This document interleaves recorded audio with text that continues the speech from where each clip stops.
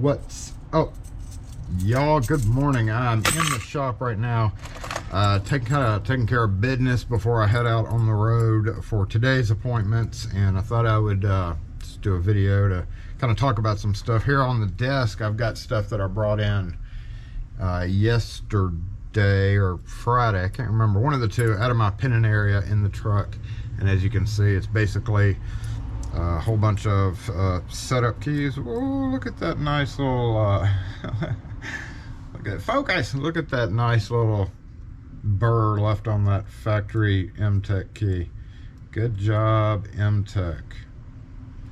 Factory keys, nice burrs on it, so it needs to be brushed off, but I'm not concerned about that. I'm just gonna sling it over there. If I saw my Baldwin area, there it is.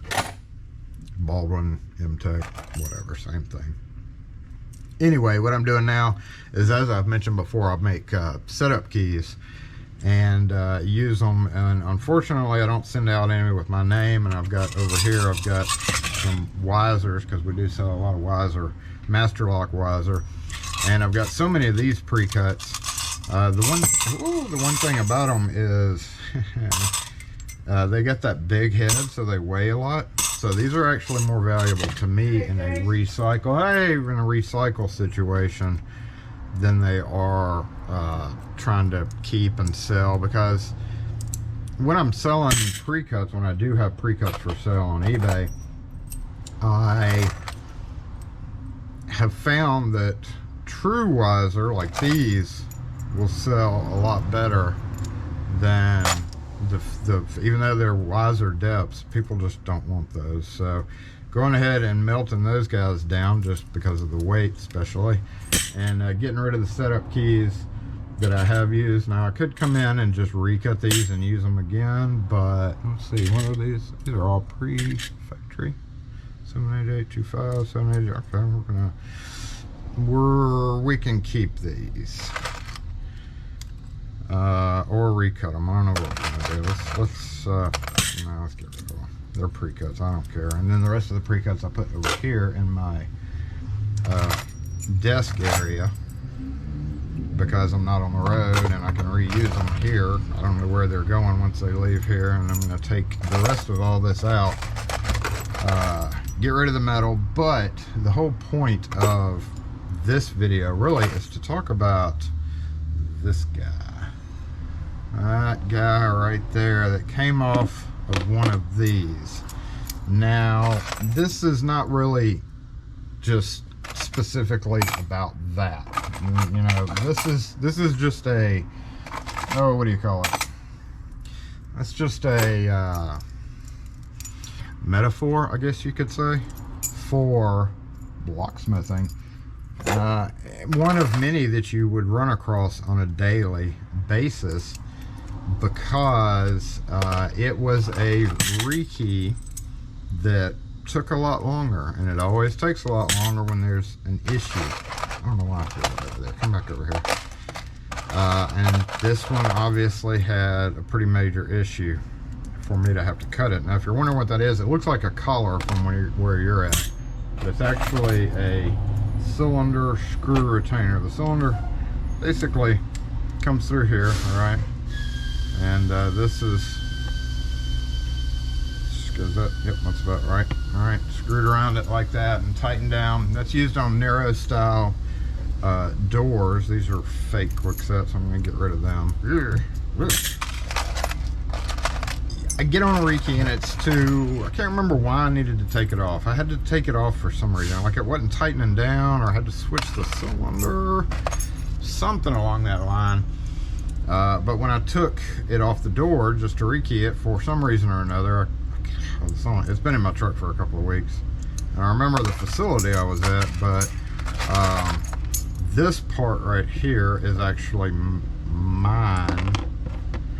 Nope, it's not. That's where I had to cut it. So yeah, I actually had another one of these in the truck. I can't remember what the deal was or which cylinder I was using actually at the time either, but whatever the case was, it was so corroded and I had to get it off to do something. So I had to cut it. So that's really what the metaphor is And just locksmithing in general, you might think that, you know, oh, just easy rekey, schedule a certain time to do said easy rekey, and you get there and all of a sudden you have to remove the cylinder from this guy after you take it off the door, and this screw will not come off for whatever reason it was. And you have to do things like this. So luckily I had another one of these. I think I switched it out. Oh, I know what happened here. They switched doors. This was a door that had a high security cylinder in it. I had to take that high security cylinder off and put in the new door. That's what it was. So this is actually from that door. You can see the corrosion kind of happening there. I couldn't get it off with two big pair of pliers, Knipex. So that leads me to the parts and just things that happen in general. While you're on a rekey, it changes a regular rekey into something way more, and way more being, you know, I had a couple of different options on that I could have done, but basically it's handheld. I've got it in my hand, and y'all might remember the video where I got the Milwaukee cutoff saw. Hey, go kill. I've used that 3 times already, and it saved the day, all 3 times. And I had it ready for another job, but I didn't need it because they were master padlocks. But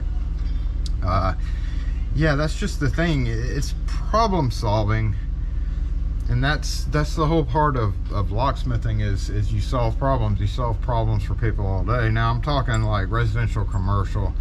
Yeah, you're solving a problem by coming and unlocking somebody's car, but it's not quite the same. So nothing against automotive guys that do nothing but automotive, and don't do any other thing besides automotive, because that's just its whole own world. But there are certain situations that you get into as a locksmith, and that being things like this, where you have to problem solve on the fly. You have to get it done so that you can get it out and keep going and be done with the job. So the video is really just not about this. Like I said, it's more about, it's not about this part directly. It could be any other part out there that is problematic, that gives you a problem in your daily life. It's just something that you have to work through on the fly. Experience helps with that, because you don't know for sure whether or not, you know, you don't know. Life's an unknown in the locksmith world. While you may be used to doing things on the daily, and sometimes can do them blindfolded, there's always that issue, you know, on a house, and especially in older neighborhoods like ours, the issue is always going to be probably corrosion. I don't really know how to go from here, other than to say that if you're starting out as a locksmith, it's not all, you know, roses and sunshine and dandelions and unicorns. It's having to solve real world problems for a customer, and it's you know, some facets of some business styles are like, just replace it, just sell them a new one, just sell them a new one. But what I did here, you know, I could have sold them another $200 high security cylinder to use. Said, hey, I can't get it off. Nope, I'm not gonna help you. You gotta buy a new one. Whereas I can have on hand these little unscrewy things. I don't even remember what it was, but we're gonna put this back in the truck because we may be able to use it again in the future. And of course that goes in the truck too, but both the fact of having a backup to solve the problem. In this case, we didn't need a backup because it was a totally different style of cylinder retention, but you never know. I may have needed to take it off, put it back on, and put it back on the door, and in that case I would have needed another little, whatever you call this thing, cylinder screw retainer. The reason I have so many is because we had a contractor call one time and be like, hey, I need some of those screw things. My guys threw them all away. They came with a bunch of panic bars, and so now I keep like 5 or 6 of them on hand.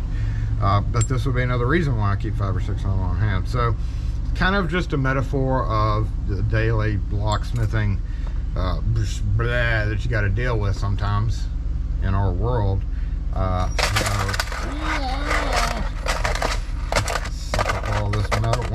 not sucking up, because you just do run into these kind of problems sometimes on the daily, depending on how, you know, what style of business you're in, and especially when there's older buildings in your area. So anyway, that's all I wanted to talk about, was the metaphor of locksmithing. It could be anything. This case, it was a screw retainer for a cylinder, but it could be any number of things. So you just have to be ready and use your best judgment on how to go about things. In this case, you know, I used the cutoff saw, and it worked, and it damaged the cylinder a little bit, but no big deal. It's still perfectly fine. So anyway, that's all I had to say. Thanks for tuning in to this video, a little morning chat, I guess. I got to go ahead and finish this up and get out on the road. So y'all have a great week, and we'll catch you next video.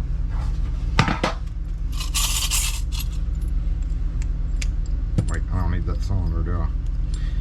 That was just an example. I do need this. We're going to put that back. We're going to put that where that's supposed to be. This can go in the truck in case I need it. And should be brass. It is brass. Catch y'all next video.